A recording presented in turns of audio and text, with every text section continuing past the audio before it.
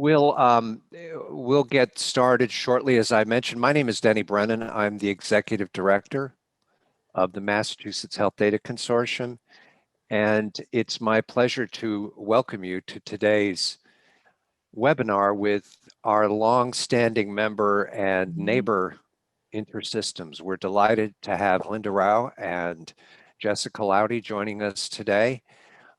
We also have put up on the splash screen above the tweeting information as well as some of the contact information.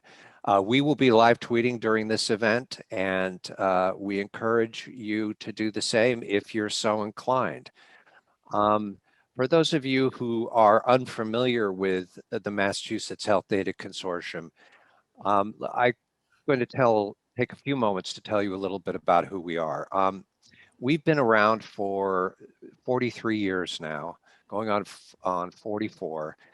We're the only organization of our type in the country in that we bring all of the healthcare community together to solve problems where collaboration trumps individual or organizational efforts due to regulatory burden, due to the sheer scale of what's required. We have assisted organizations in, making the migration from ICD-9 to ICD-10, for example, in understanding the transition through HIPAA as it moved through the different transaction sets.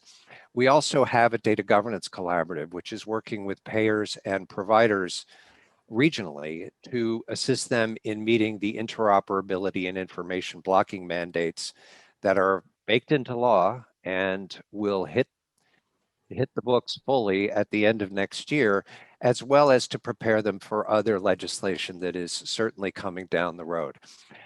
We merged recently with the New England Healthcare Exchange Network, which is a health information exchange for administrative transactions between payers and providers. NEHEN has, like MHDC, been a not-for-profit providing a shared and community-governed data service. So bringing our organizations together made a great deal of sense, and we're very pleased about that. And lastly, we offer analytic services, both clinical as well as operational and strategic planning analytics. Those of you who are not members, we encourage you to inquire about membership because starting in 2022, we're going to be expanding our services and our offerings, and some will be available to everybody and some will be available to members only. So we encourage you to go to www.mahealthdata.org and check things out more about our organization. In terms of today's rules of order, as we would say, please type your questions in the chat box. And we will answer your questions at various points during the presentation. Our presentation is divided into a discussion and then a demonstration. So between the discussion and demonstration and after the demonstration, we will take all of your questions and we will answer them at that time. That way we won't interrupt the presentation, but we'll be able to get all of your questions in front of Linda and in front of Jess. Now, briefly, I want to introduce you to our guests. And as my colleague reminds us, Lynn Lee, we will be recording this presentation and we will have both the recording and the presentation deck itself online and at mahealthdata.org before the end of this week, by the very beginning of next week. So our guests today from InterSystems, Ms. Linda Rao is a senior advisor for value-based markets at InterSystems and is a subject matter expert around the shift to value-based care, whether it's in technology, payment models, and the underlying organizational changes that are required to make that shift. She shares her expertise with customers and industry through speaking engagements and published pieces. She's held senior positions in information technology in a number of organizations and served as an executive in the health market at Booz Allen Hamilton, working with the office, the Centers for Medicare and Medicaid Services and the Office of the National Coordinator. Also joining us is Jessica Jowdy, who is a lead sales engineer at InterSystems and who works extensively with all solutions in the InterSystems HealthShare portfolio. Jessica has been the technical lead for many provider directory projects, near and dear to those of us who are gathered today, and within the InterSystems healthcare customer segment, and has firsthand experience in the management of provider data. Jessica has also led several interoperability-focused initiatives at large healthcare provider, payer, and application sites. Thank you all for joining us. And with that, I will turn it over to Linda and Jess. Thank you both. Thanks, Denny. All right, so we think maintaining provider information shouldn't be hard, but Jess and I are gonna try to convince you of that. So next slide, please, Jess.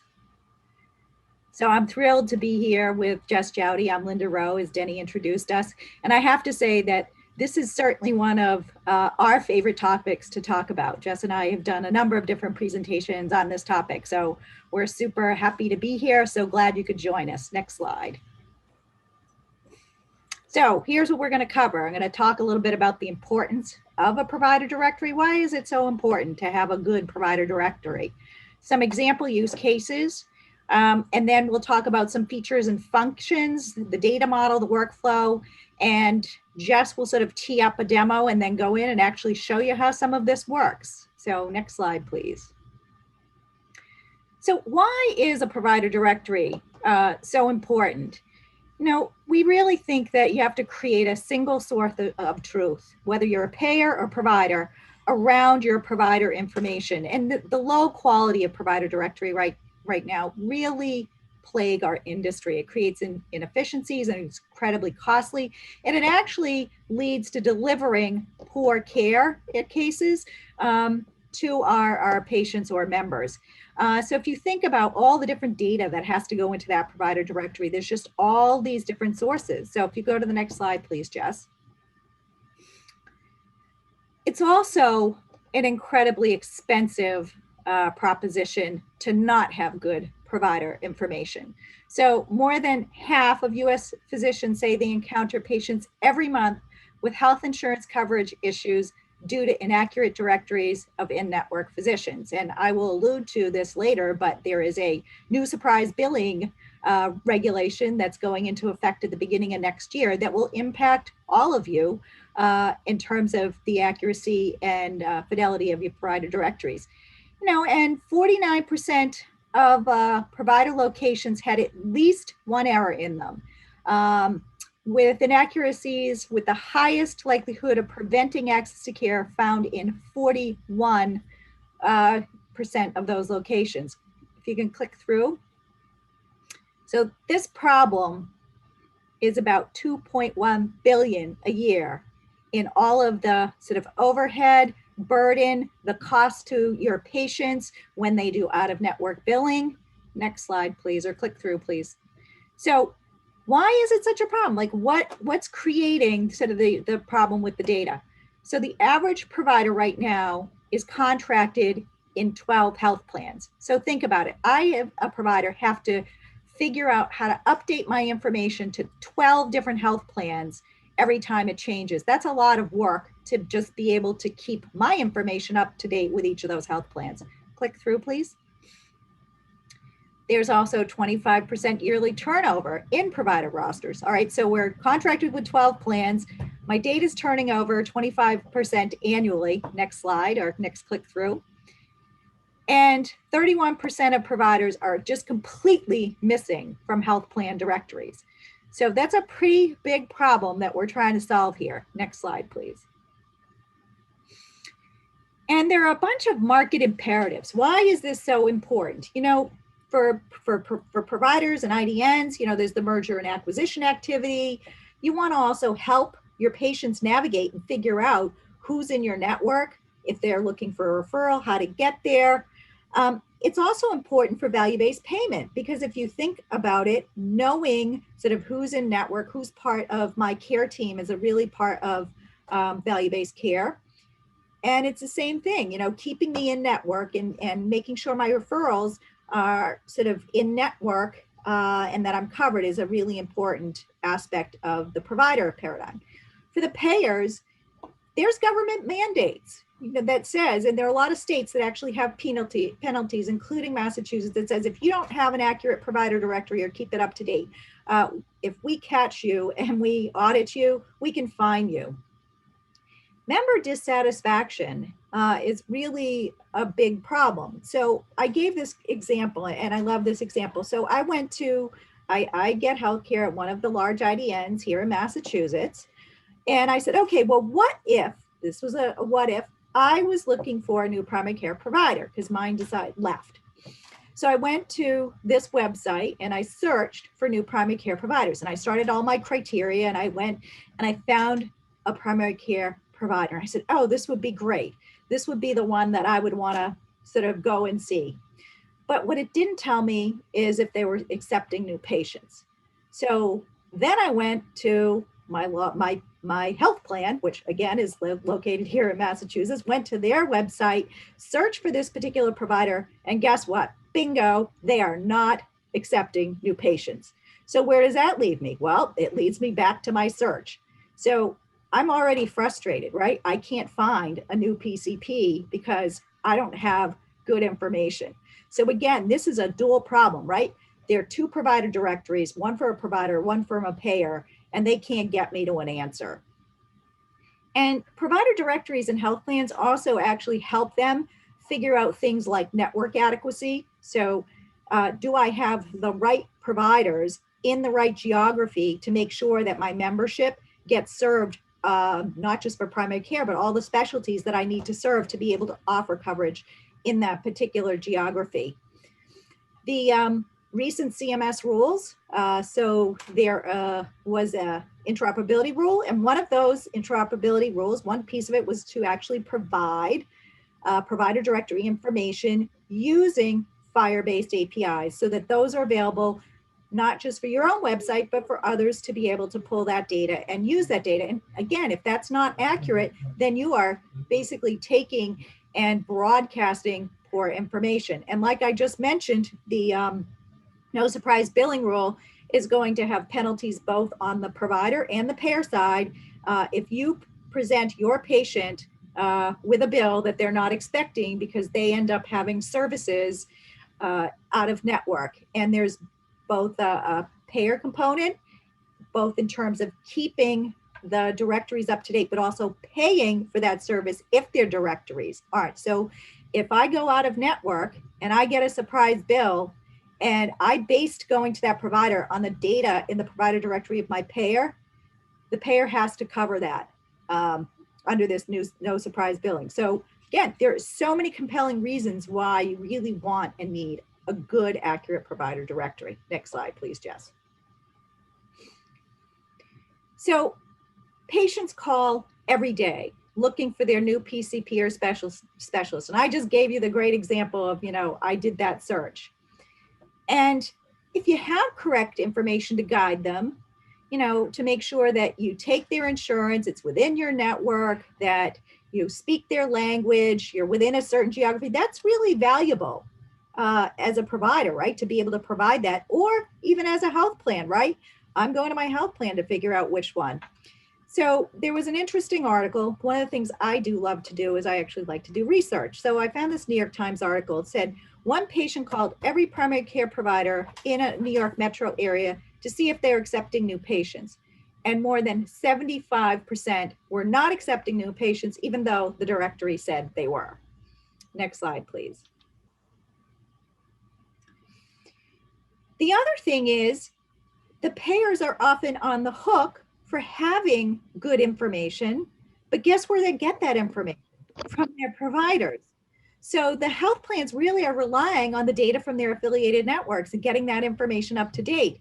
But with that 25% yearly turnover of providers I talked about, it means if you do nothing, you only have a 75% of being accurate. So that's not very good if you think about the magnitude of the data we're talking about. It also means information you have about your affiliated network is pretty much starting to get outdated on your own websites. And I think I talked about this, but a typical practice has 12 managed care contracts with health plans at a given time. And each health plan requires 140 different provider data elements to be updated. So that's a lot of data that changes. So imagine the turnover, not just the turnover, but changes in even small things like, gee, I'm not accepting patients on Fridays anymore. That's actually something that needs to be in a provider directory. Next slide, please, Jess. So let's think about the information. I talked about all those data points. So there's information about the provider themselves. So there's demographics, there's their physical addresses, their credentialing and specialty information, the electronic endpoints to support trusted, secure communication. So the digital credentials, and actually in that CMS rule 9115 I was just talking about, providers are required to go in and update NPES, the National Payer and Provider Enumeration System, and update their endpoints to make sure that they have a digital address or a digital endpoint that can be used for communication. And there's I think that's a hall of shame kind of thing as opposed to penalties, but it's still something that CMS is encouraging. And then there's all the information about the providers' relationships, right? So there's the affiliation within their organizations, including what IDNs are they affiliated with or referring to. There are practice locations with both in-network accepting patients and contact information. There's sort of the network, and then the product, and then the plan. So, right, you need to know all those things. And then there's all the hospital suborgs, including the practice groups. So there are all these relationships. So Jess, if you go to the next slide, I love this slide. So if you think about the provider data ecosystem, right? If the provider's at the middle here, look at all that information that has to be collected. And this doesn't even touch on those 140 data elements, but there's the insurance, there's what new patients, what are their hours, what language, what's their direct address. So again, we're trying to paint a picture that this is not an easy thing to solve. And we know it's not an easy thing to solve because people are still trying to solve for it. Next slide, please. So if you think about what I just verbally talked about, so we start with our locations, right? So where are we physically located? Where is my practice located? Click through. So we have individual providers that are affiliated with a location. Click through, please. And then we have provider organizations that are part of those locations, right? So you could have just individuals, so you can practice, and they belong to organizations. Click through. And those locations and those providers at those locations are part of a network. Click through. And then in the network, there are the different health plans. Click through. Then there's the contract administration, right, that says, okay, if I'm part of this health plan, what's the coverage and what's all the things I need to know about that plan? Click through. And then provider organizations are obviously related to individual providers. So what Jess is going to show you is talk about and then show you a demo of how you represent all these complex relationships. So it's not just about the data, it's also about how you represent and handle and manage all those complex relationships. Next slide, please. So one of the things we think is incredibly important is making sure you can use a provider directory and a master data management system to clean up the data before you start thinking even about sharing it. So if you think about, we have all these different providers and all the different information about you as a provider. So then we build that into actually a golden record that has all the information about that individual provider. And Jess will talk more about the golden record concept. Then once you've done that, you then want to push it, right? And you want to be able to share that sort of golden record information. So click through, there are a number of different places. So you could push it into a FHIR repository, you could send it out to external systems, or you can send it out to a user clinician registry, or you can send it to other places like NPES. But the point being, you want to make sure that you're actually cleaning up that data before you start sharing it and pushing it to these other systems. Next slide, please. So one of our early pilots around provider directory was Northwell Health. They're located in the metro New York City area. And again, their issue is they had multiple systems with provider information that created many data points, but they had no single source of truth for that. And if you think about the sources, the data came from all these different places within Northwell. So they had internal systems, so they had credentialing and the human resources information about providers.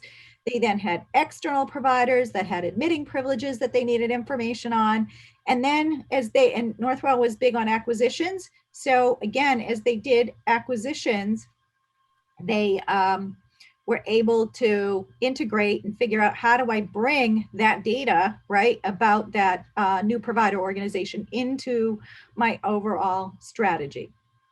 So at this point, I'm going to pause, see if folks have any questions, and then I'll turn it over to Jess. Hi, Linda. We do have some questions in the queue, but please, everyone on the call, please send additional questions in the chat window while we're asking these if you have them. So the first question is referencing your cost of the problem comments early in the presentation. 2.1 billion seems very small given the scope of the problem. The cost of surprise billing due to poor directories must exceed this by an order of magnitude.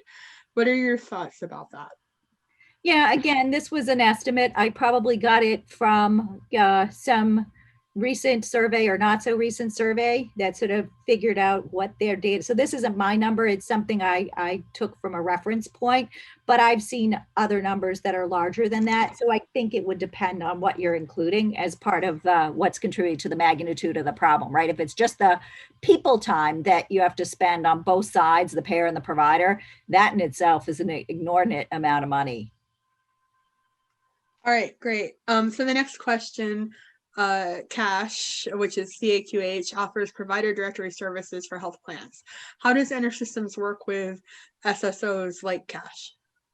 So right now we are not a member of CAC, but I'm familiar with them. I know the work they do. A lot of what they do, because they do the credentialing as well, is they actually do the outreach part. So they actually do verification, and they do have a provider directory. We are a technology company, so certainly we provide, and Jess will show this, how you process the information to get as good and as clean data as you can.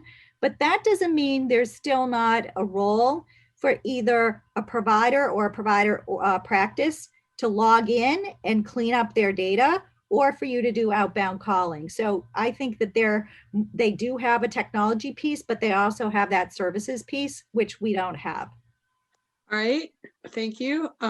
So the next question is, I think there was a comment about sort of a general processing by a bunch of different sources.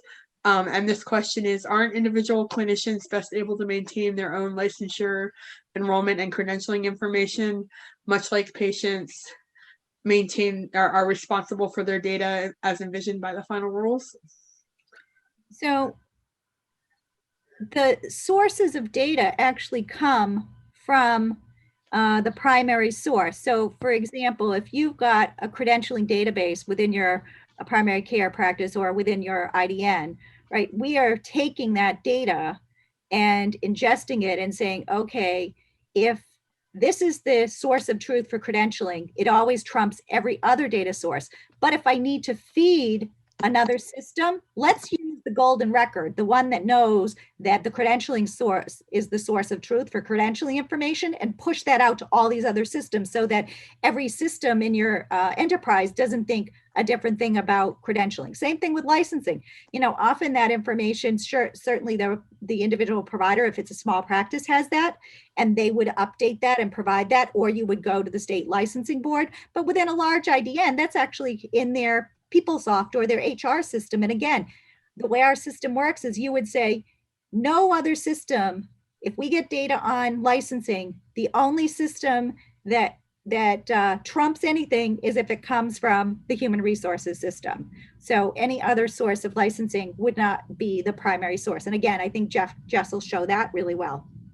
All right, great. So the next question is this a provider product or a payer product? I mean, we think of provider directories as a payer thing, and then you've certainly discussed it that way. But a bunch of what you've been talking about is the provider collating data? So is this, can you just sort of clarify? It's both. We sell our product both to providers and to payers. We are currently working with one of the largest payviders in the country to implement this.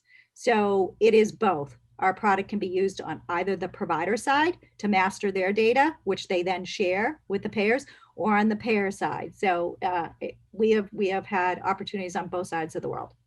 Okay, great. And one more right now. So if anyone else has anything, feed it to me now, or we'll get it next time. Is there a FHIR RESTful API data model for provider directories? Yep, we support the PDEX HealthNet implementation guide from the Da Vinci project. We're members of Da Vinci. So yes, all of our provider directory data is compliant and uses that implementation guide to expose that data. Great. I don't see any other questions, so we will go ahead and move on. But folks, please do continue sending questions either openly in the chat or directly to me, and I will ask any further questions at the next break. Great. All right. Hopefully you can all hear me loud and clear, but I'm going to jump right into a little bit of setup for our demo, and then we'll get right into a demonstration here. But feeding off of what Linda was talking about, when we're talking about provider data management, you know, it is a fairly complex set of data elements that we're dealing with. So as an example here, we have 2 records that are being supplied from 2 different data sources, both of which are describing the same individual, in this case, Dr. Holly Barnes or Dr. Holly Wheeler. From an identity standpoint, from an individual standpoint, a provider directory has to have the ability to take that information and identify that there is a master record or an individual that's encompassed across both of these data sources, and accurately pull that information, aggregate it, normalize it, clean it up, and make it available. But as Linda mentioned, you know, provider data is complex, and it's not just about the individual, it's about how the individual has relationships with other organizations and locations and networks and plans. And so this information, in addition to being able to pull out just the provider demographic information or provider specific information, we also need to be able to pull out other entities of data like locations and bring that information together and link it with the appropriate provider. So in this case, we pull information for 2 practice addresses and link that information together to the source individual. And this really starts getting into more of the complexities of that provider data. So from a HealthShare provider directory standpoint, so what InterSystems does is we really break down this process into 6 main phases. And we think all 6 of these phases are really important for being able to achieve that clean data at the end of the pipeline. So on the far left, we'll start from the left to go right, the translate phase. This has to do with how data is ingested into provider directory. And there's a lot of different ways that data can come in. There's an underlying interoperability platform to our provider directory solution that allows data to come in a number of different formats. But what's important here when you're dealing with any provider directory or provider data solution is that data does come from different sources, and those sources don't all support the same formats, and they don't all provide the same types of data. So for instance, we might have a client that wants to leverage NPES data or data coming from a standard messaging format like an HL7 message or IHE profiles. Most commonly, we find that data comes in some kind of proprietary format like an XML format or a flat file or JSON payloads. So, you know, there needs to be some flexibility in how you're able to bring that information in and ingest it. So once the data comes in, we enter that prepare phase. So this is when we're actually scrubbing that data, cleaning it, normalizing it. So we have from the HealthShare side, provider directory side, we have a lot of built-in normalization technology to be able to clean that data up.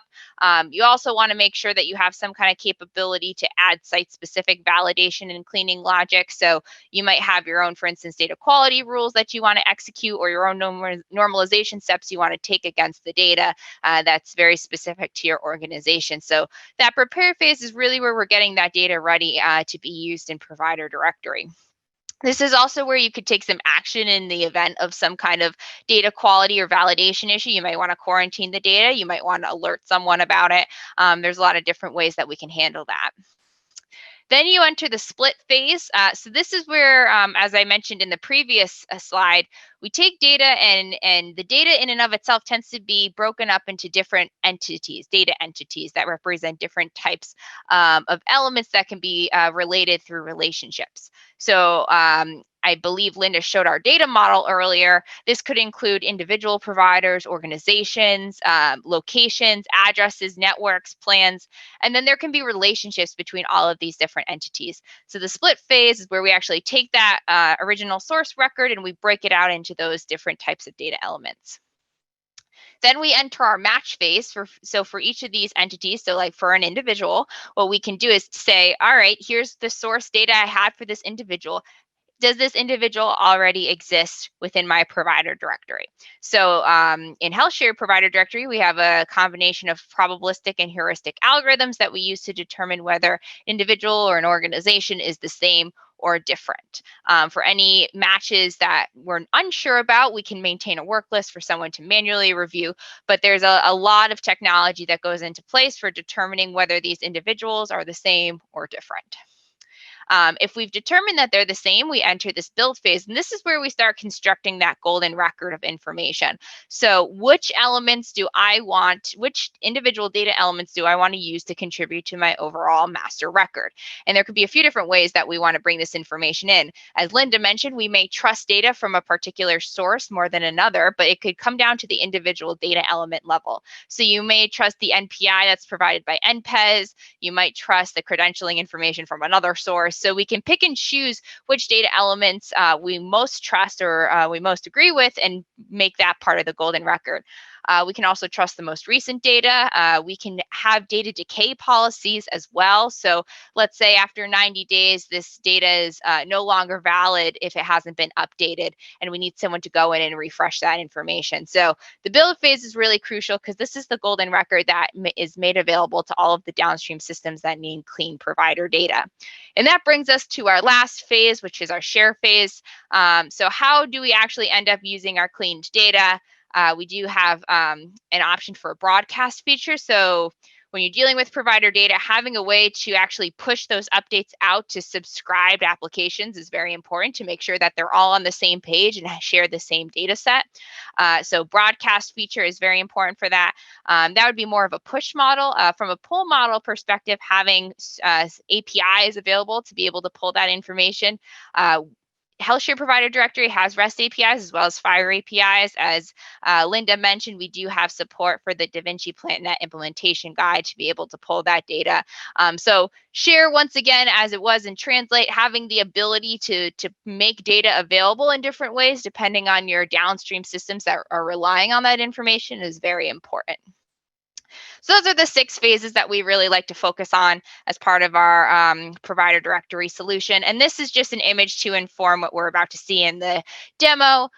When we're talking about a provider directory solution at intersystems, this is the typical architecture that we show. We have our inbound data sources on the left coming from standard formats, maybe site-specific data sources. We also have a capability for user interface entry if that's an approach that you'd like, where data stewards are manually entering or updating information. We'll look at that in a second. On the right, you see your outbound interfaces or your public API. So this is how you're actually interfacing and grabbing that cleansed provider data. And then we have our data steward portal at the top, which sits on top of provider directory and gives a web-based approach to being able to manage and view provider information. And that's really what we're going to be demoing as part of this webinar. So I'm going to switch over and hopefully you'll still be able to see my screen. I'm now showing the login page for provider directory's data steward. And I'm hoping someone stops me if they can't, but it seems like everyone can see me, which is great. So I've logged into our provider directory screen here. At the top, you can see a few different tasks that are available in our provider directory. Right now, I'm on the master browser tab. This is where I can actually search for providers based on a number of different criteria, maybe their name, NPI, whether or not they're accepting patients. You can also search for organizations, locations, addresses, plans, all those different entities that we talked about earlier. We'll come back to this in a second.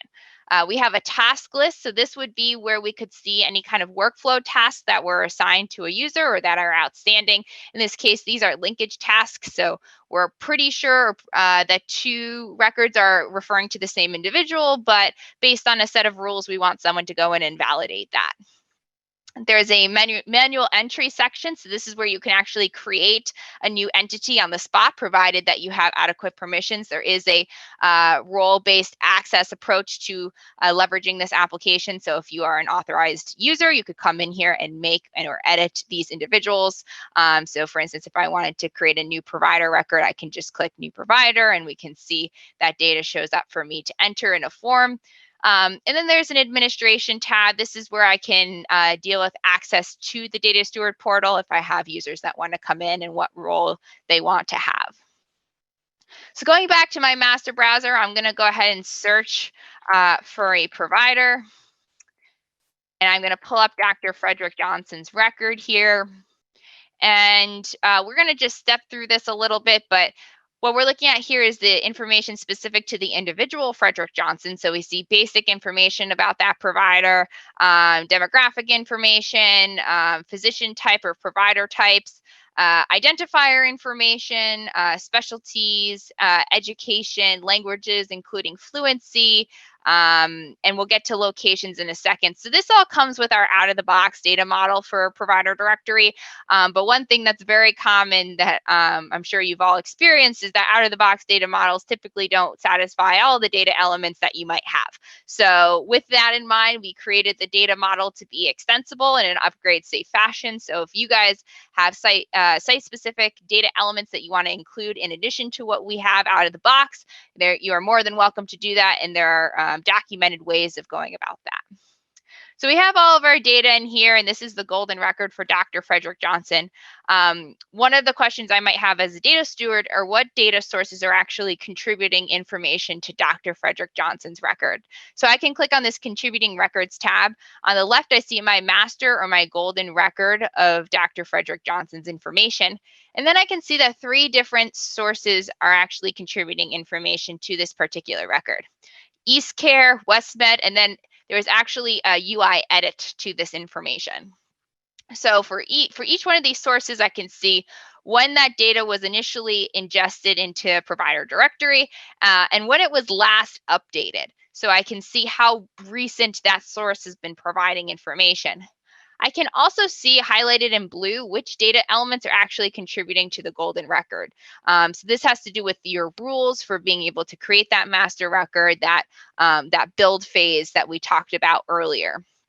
This screen also lets you see what the rules are for each data element. So whether you want to take, for instance, the newest piece of data, whether you want to aggregate data, if it's more of a collection of information like identifiers. So you can see all of that on the screen. So which sources are contributing data, what the golden record looks like, and then what rules govern that golden record creation. You may also want to go to the history tab. This is really important for knowing, what transactions have gone through the system and how your master record has changed with changes to your source data. So for instance, I can see what the current master record looked like and that it was last updated 7 days ago, but I might be curious what my master record looked like 2 months ago or 3 months ago when WestMed first started contributing. And I can see, okay, this is what the master record looked like after I started getting information from WestMed. Here's what the original source data looked like from WestMed when it came in. And that's really important with provider directory. Not only do we store the golden record, we always maintain the source information in its original format as it came in. So that allows us to not only view that data, but optionally change our rules depending on, our golden record rules, depending on whether or not we still treat a source as being better than another. So we never get rid of data. It's always stored. It's always available for viewing and for usage. So going back to this overview tab here, we talked about the individual here, Dr. Frederick Johnson. But as I said earlier, provider data isn't just about the individual, it's about the individual's relationships to other data entities. So if I scroll down here, we see our locations. We can see that Dr. Frederick Johnson actually has two locations he's affiliated with, a mailing address and a practice address. I can also view contact information here.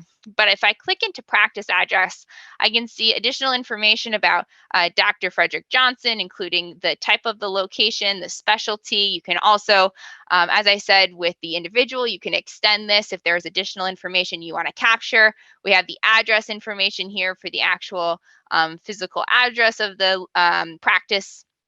So this is how we're able to link an individual to an actual physical location.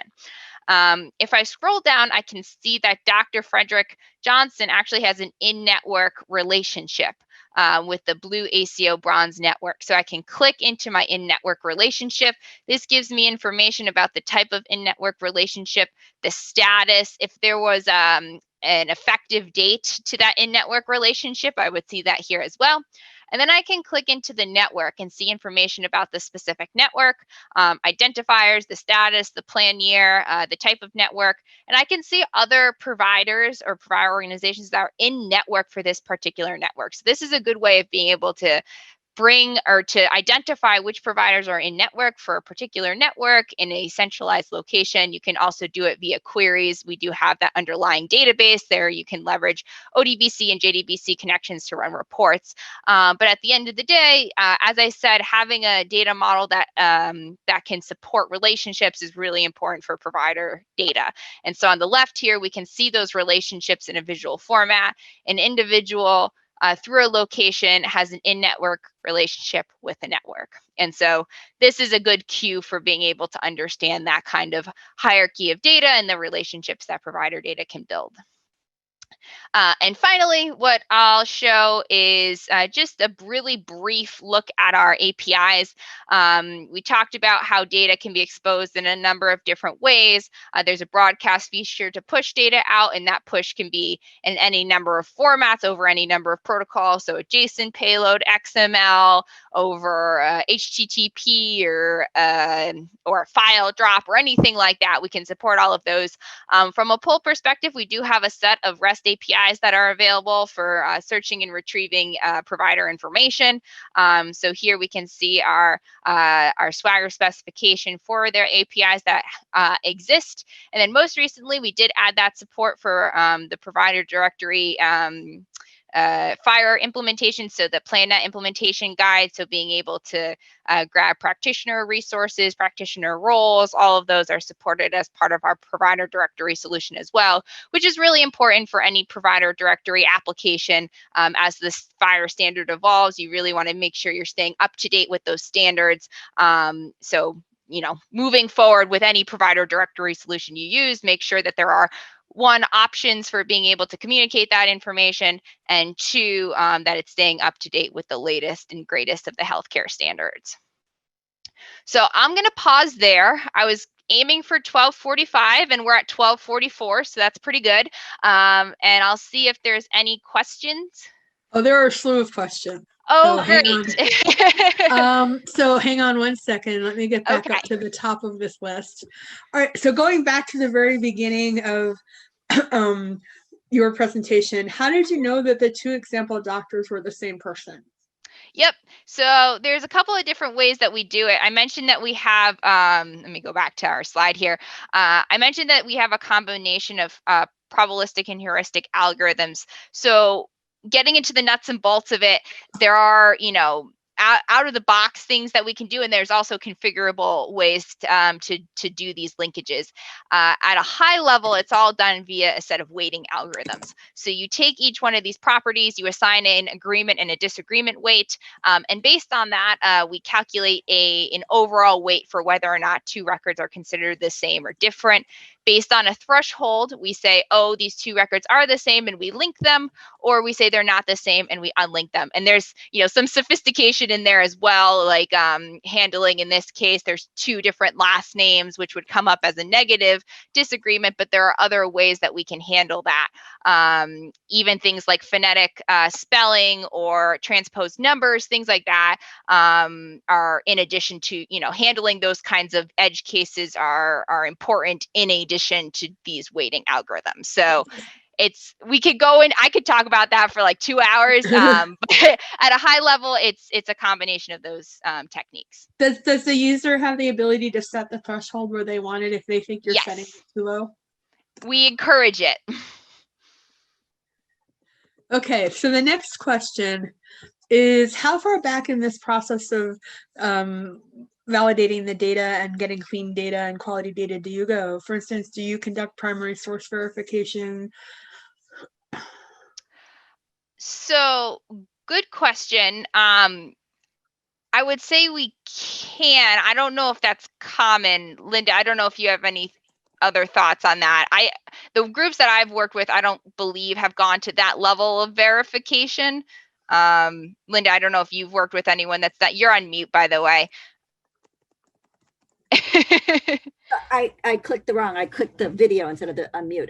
So we haven't, but the ability is there. Right. We have data provenance, so we can go back and say, did this data element really come from this source system? If that's what the question is referring to. If it's about the going and calling, again, that's a different kind of function that we don't support. Right. Actually, I'm going to go out of order slightly because we actually did have some provenance questions. And since you're on that topic, let me scroll down to those questions and then we'll go back up. So okay. Can I see the provenance of the data directly at the element level? And actually, I'll split this into two questions. So when I'm looking at the elements in the screens that you showed, can I see where each piece came from? Okay. So for the master record, essentially, can I tell you where each piece came from? Yeah. Is there an easy way to tell on a piece by piece basis while you're looking at the master record? So the best way for me, in my opinion, to see that data is on this contributing records page, because if it's highlighted in blue, that indicates that it came from that data source. So if we're looking at, on an element by element basis on the master record, this visualization will show you where that data came from. Okay, and then as a follow-up, when you're using FHIR as your mechanism for transporting the records, do you include provenance resources for that? That's a really good question. I'm trying to remember if it's in scope in the PlanNet implementation guide. We do it on the clinical and claims side to support the CMS interoperability rules. I don't know if it's out of the box right now, but we're evolving the FHIR support to include more and more resources. So if it's not there, my guess is it will be shortly. Okay, great. Let me go back up to where I was in the question list. Give me 1 second. I apologize. Sure, of course. I love the questions. What type of data cleaning steps do you take? Yeah, so all right. Sorry, I'm gonna send my phone there to VM voicemail. Sorry about that. So there's a couple of things that we can do, or that we do out of the box would be normalization of, for instance, streets, AVE to avenue, ST street, gender. We do those kinds of normalizations. Those are pretty standard. But we do offer, which I think is, more of what our clients tend to use, a GUI to be able to add your own normalization steps. So for instance, site-specific codes that we're not familiar with, normalizing those, we do have a GUI to be able to essentially say, I'm going to map from, this value to this value. And so we execute those prior to the data ingestion so that everything is clean. So we have our own algorithms that we assume, the data looks in a certain way. But for anything that's, really specific to your organization, we have a GUI where you can build out those normalization rules yourself. Okay. Let me actually, there was a further question. Let me just make sure. Yeah. So there was a question that sort of half answered. So I'm going to ask the other. Okay. So do you validate the addresses in any way? And the part that you answered is, do you ensure consistent address formats? Yes. So we do have some consistency, like I said, with the avenue and the street. Now, validating an address, there's a few different ways to do it. We worked with one organization that did a validation on addresses based on checking that the zip code matched the state that they were in by doing an API call. So that's something that you can do. So if there is some kind of API reference where we can send the address and verify that it exists, we can do that. We can interface with those, external tools to do that. I would say there's not something out of the box that says, yes, this is a valid or invalid address, but there are, I believe, tools that you could use to do that. Okay, and then again, give me a second while I go back up. So I Sure. make sure I don't miss questions. Okay, here's the next one. Do you include telehealth information about providers? And if so, what type of information do you log? Like the specific modalities they support, etc. So I don't think the out of the box model does, but we have found that provider directory there's interest in using provider directory for telehealth. We've also found that provider directory can be used for non-human providers in some cases. So we have some organizations that are looking to leverage provider directory to, for instance, keep track of MRI machines and those schedules. So we could definitely support more complex data elements. I would say out of the box, I don't think that there's anything to specific for telehealth, but you could always add to it. Just as an aside, because I actually was at the PDEX meetings when we talked about it, the PlanNet does actually have a lot of telehealth specific stuff. So that might be something that you could look at if you were interested in that direction. So another validation question. Sure. Do you validate that MPIs actually match the name provided? The NPI, right? Yeah. So NPI can be interesting. So from a validation standpoint, we've seen a couple different ways of doing it. The first check we see is to see if the NPI has already been ingested. And if it has, if it's used by the system already, we quarantine the record.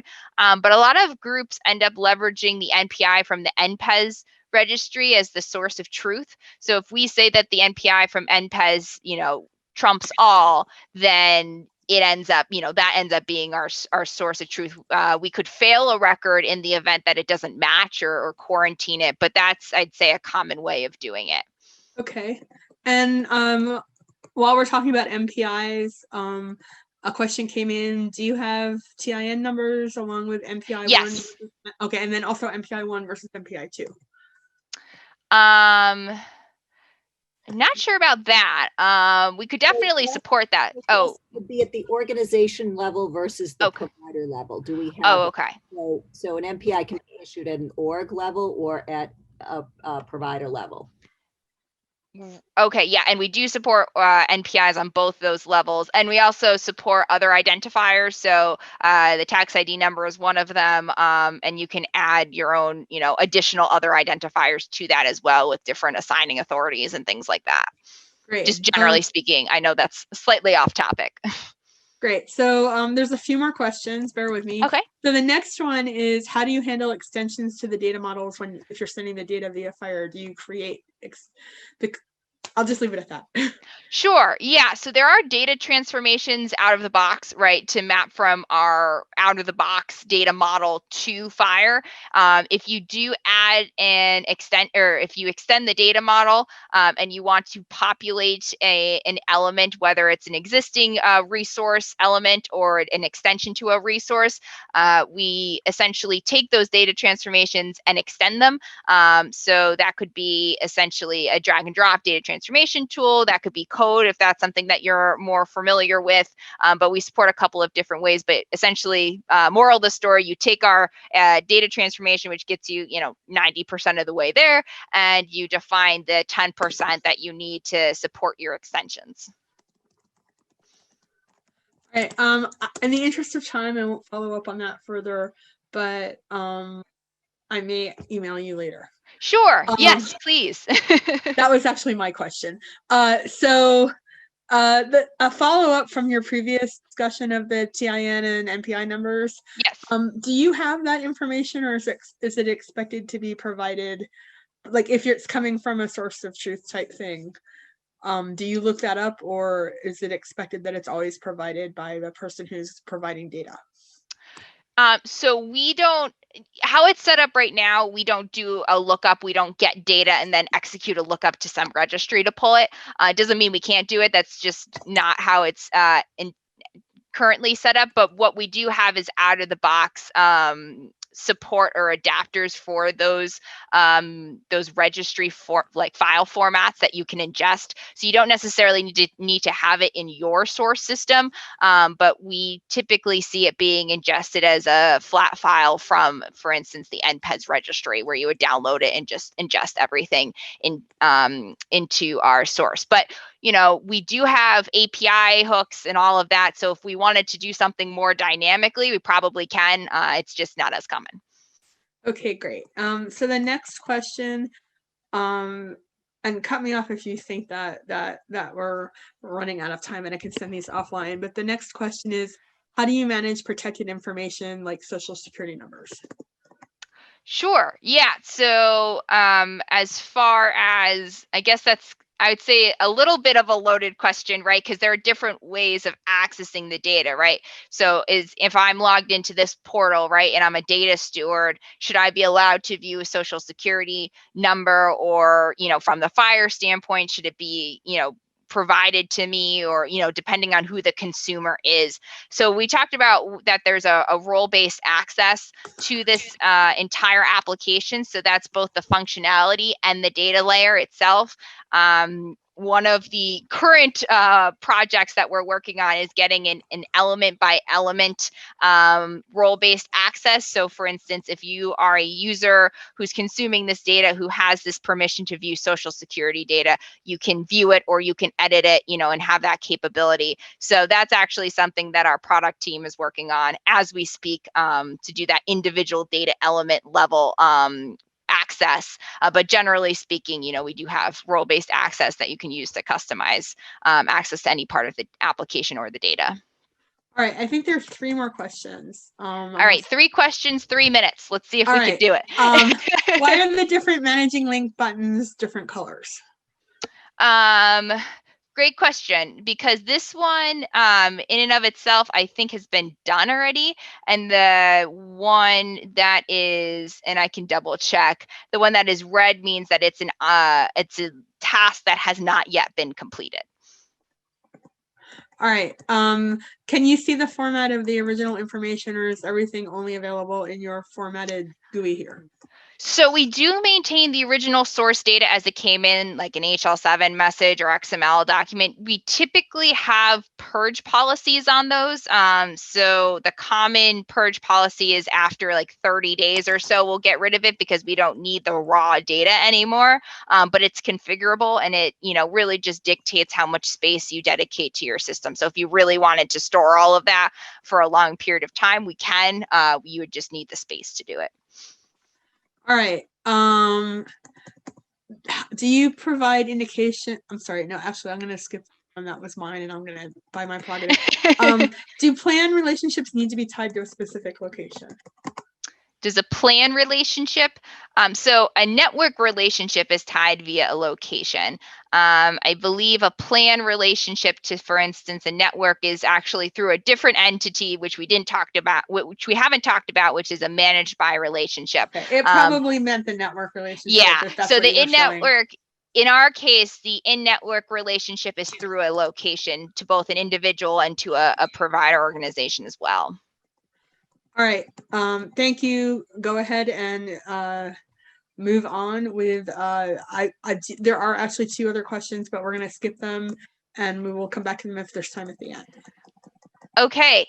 So that's actually, I just had a thank you slide at the end. So I'll pause there. I don't know if Linda, you have anything else you want to add? No, I just want to thank everyone as well. We're always thrilled, and thank you for the great questions. My goodness, Jess, I have not had questions like this. This is great. Yeah. Well, I want to thank you both for joining us today. Yeah. It's always a delight to have you. I want to thank you on behalf of the consortium. I want to thank all of our attendees for taking time out of your busy day. And knowing that we are just at the top of the hour, we're adjourned. Thank you all. All right. Yeah, thank you so much. Thank you for your time. And we're happy to Thank take you. follow-up questions via email. Yes, All right. absolutely. I will send you the others via email, and also that follow-up that I had to one of your answers. Thank you very much. Awesome. Thank you. Bye, everyone.